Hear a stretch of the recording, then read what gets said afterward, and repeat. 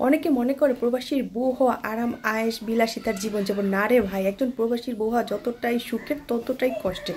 কারণ প্রত্যেকটা হাজব্যান্ড থাকে বাহিরে, আর সিঙ্গেল মাদার হিসেবে আমাদেরকে ছেলে মেয়েদের লালন পালন, ভালো মন্দ কিসে তাদের আবদার, কিসে তারা খুশি হবে, কি করলে তারা ভালো থাকবে, সব কিছু একা আমাকে মানে আমাদের মতো মায়েদেরকেই সব কিছু মানে শেয়ার করতে হয়। তো চলো কালকে 31st নাইট আমরা কী কী করলাম তোমাদের সাথে শেয়ার করি।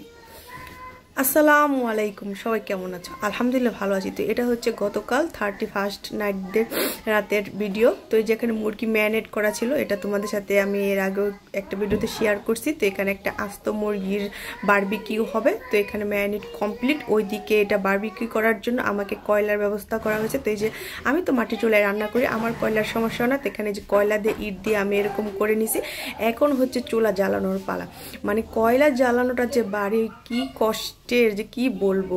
তো এই তো দেখো আমি এখন এখানে একটা ওই যে পলিথিন দিয়ে তারপরে এই যে কয়লা জ্বালানোর চেষ্টা করতেছি। তো পলিথিনটা ভালো করে পুড়ে গেলে তারপরে যে আস্তে আস্তে এটাকে কয়লা একদম পুরো ছড়িয়ে দিতে হবে।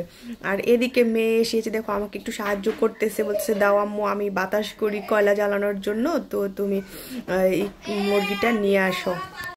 এইদিকে কয়লা জ্বালানো হয়ে গেছে। তো আমি যেরকম একটা খাঁচা বসেছি, এগুলো হচ্ছে পুরোনো যে ফ্রিজের খাঁচিগুলো থাকে। তো আমার ঘরে আমার এরকম 2টা খাঁচি আছে।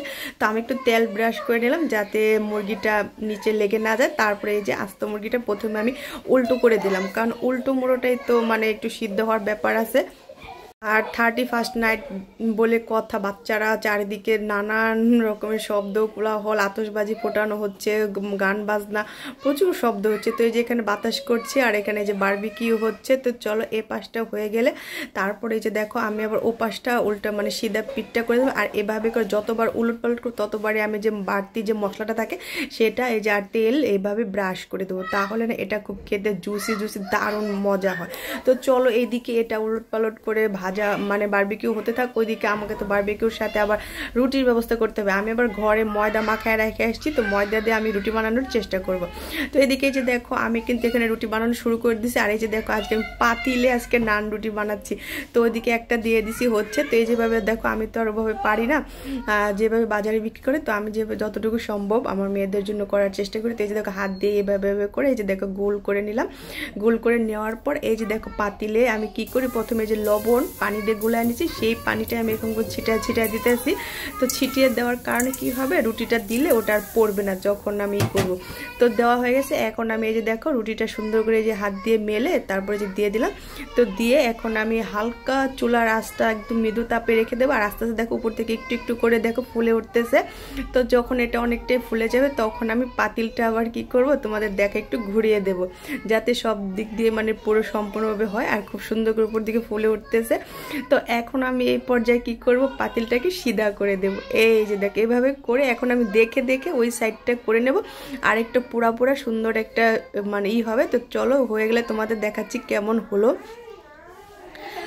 আর এই তো দেখতে পারতেছো ঘুরিয়ে ঘুরিয়ে মানে কি এটা করতে হবে। এই যে দেখো কি সুন্দর আমার নান রুটি হয়ে গেল। আর এইদিকে নান সাথে বারবিকিউর সাথে খাওয়ার জন্য সস বানাতে হবে। তো এইদিকে আমি এবার দেখো সস বানাচ্ছি। তো এখানে আমি 1 কাপ ঠান্ডা দুধ দিছি। দুধের মধ্যে একটু গোলমরিচের গুঁড়া, একটু লবণ, একটু চিনি সবকিছু দিয়ে ব্লেন্ড করে নিচ্ছি। আর এখন এই যে দেখো এখানে টমেটো সস দিয়ে দিচ্ছি। তো আর এখানে আমি তেলও দিচ্ছি, সয়াবিন তেল। আর এই যে দেখো এখানে জলপাইয়ের আচার দিয়ে দিলাম। আর দেখো তেল আর জলপাইয়ের আচার দেওয়ার কতটাই ঘন হয়েছে। আর এদিকে এই যে দেখো এটাকে কি বলে, ও ফানুস না কি যেন একটা বলে। তো এটার কথা আমার মনেই ছিল না। অনেক রাত্রিবেলা একজনের দিয়ে আনাইছি, মেয়েরা বলতেছিল তাদেরকে এনে দেওয়ার জন্য। আর এই যে দেখো ঠিক যখন রাত 12টা বেজে গেছে তখন এই যে দেখো 2 মেয়ে মিলে এই যে উঠানে চলে আসছি। তো এখানে এই যে দেখো ওরা এখন এই যে ফানুস উড়াচ্ছে। তো বড় মেয়ে যখন বড় মেয়েটা উড়াচ্ছিল তখন কি এক বাতাসে একদম গাছের দিকে নিয়ে গেছে, গাছের সাথে বেজে গেছে। আর এটার উপর দিকে যেতেই পারলো না। তো এটা দেখে মেয়ের একটু মন খারাপ হচ্ছিল। আর অনেকে যে দেখো ফানুস উড়াচ্ছে, আকাশ দিয়ে যাচ্ছে, কি সুন্দর লাগছে। তো এখন এই যে দেখো ছোট মেয়ের পালা। তো ওর বোন ওকে সাহায্য করতেছে। আর এই যে দেখো ওরটা একদম উঠতে উঠতে উঠতে একদম অনেকটাই উপরে চলে গেছে, একদম আকাশের উপরে চলে গেছে।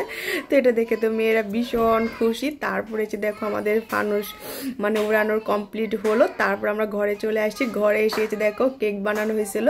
তো এই যে হ্যাপি নিউ ইয়ারের কেক কাটা হচ্ছে। তো এই যে এখন আমরা সবাই মিলে যে কেক কাটতেছি। তো চলো, সবাইকে নতুন বছরের অনেক অনেক শুভেচ্ছা। সবাই আমাদের জন্য দোয়া করো, সবার জন্য দোয়া করি। আল্লাহ তাআলা যেন সবাইকে ভালো রাখে, সুস্থতা দান করে। সবচেয়ে মেন জিনিস হচ্ছে সুস্থতা, আল্লাহ যেন সবাইকে সুস্থতা দান করে। আর এই তো দেখো এখানে আমাদের চিকু সোনার কাণ্ড দেখো, চিকু সোনার নতুন বছরের কেক খাচ্ছে, কি সুন্দর করে চেটে চেটে খাচ্ছে। আর আমার মেয়ে হাতে নিয়ে ওকে কেক খাওয়াচ্ছে, আর আমাকে বলতে আমু দেখো আমাদের চিকু সোনাও কি সুন্দর নতুন বছরের নতুন মানে কেক খাচ্ছে। তো বেশ ভালোই লাগলো। তো সব মিলে 31st নাইট রাতটা মোটামুটি মেয়েদেরকে নিয়ে ভালোই কাটলাম, বাবাকে ছাড়া। তো বাবাকে অনেক অনেক মিস করি, মেয়েরাও খুব মিস করে, অনেক মনে করে। তো ওই যে দেখো এখানে এই যে বারবিকিউটা রেডি, সব কিছু নিয়ে বসে পড়ছি। এখন আমরা রাত্রিবেলা খাওয়া দাওয়া করবো, খাওয়া দাওয়া করে তারপর একেবারে রাত্রিবেলা নামাজ পড়ে তারপর শুয়ে থাকবো। তো সব মিলিয়ে আমাদের ভিডিও তোমাদের কেমন লাগলো অবশ্যই কমেন্ট করে জানাবো, ভালো লাগলো অবশ্যই একটা লাইক কমেন্ট শেয়ার করে দেবো। আর এই যে দেখো এখানে মুরগি ছেঁড়াছিড়ি পালা, এক মুরগিতে 3 হাত। তো সবাই এই যে আমরা ছিঁড়ে ছিঁড়ে নিচ্ছি, সাথে এই যে সব কিছু একদম বাসায় বানানো ফ্রেশ ফ্রেশ খাবার। তো এই দিয়ে আজকে আমাদের রাতের ডিনার হবে। তো সবাই ভালো থেকো, সুস্থ থেকো, আমাদের জন্য দোয়া করো, সবার জন্য আমিও দোয়া করি। আর একজন মানুষকে মিস করি, আমার প্রবাসী স্বামীটাকে। তো সবাই আমার প্রবাসী স্বামীর জন্য দোয়া করো, ওদের বাবার জন্য দোয়া করো, আল্লাহ তার জন্য ভালো রাখে, সুস্থতা দান করে। কারণ সেও ওখানে একা একা 31st নাইট রাতটা পালন করছে, মানে কাটাচ্ছে ওখানে। তো সেভাবে কিছুই করা হয় না, যার যার মতে মতে সেই থাকে ওইভাবে। এরকম আমাদের মতো তো খাওয়া দাওয়ার ব্যাপার স্যাপার নাই, আনন্দ বা করার মজা করার জায়গা না, কারণ তারা কষ্ট করে পরিশ্রম করে পরিবারের জন্য। তো সবাই ভালো থেকো, আমাদের জন্য দোয়া করো। আল্লাহ হাফেজ।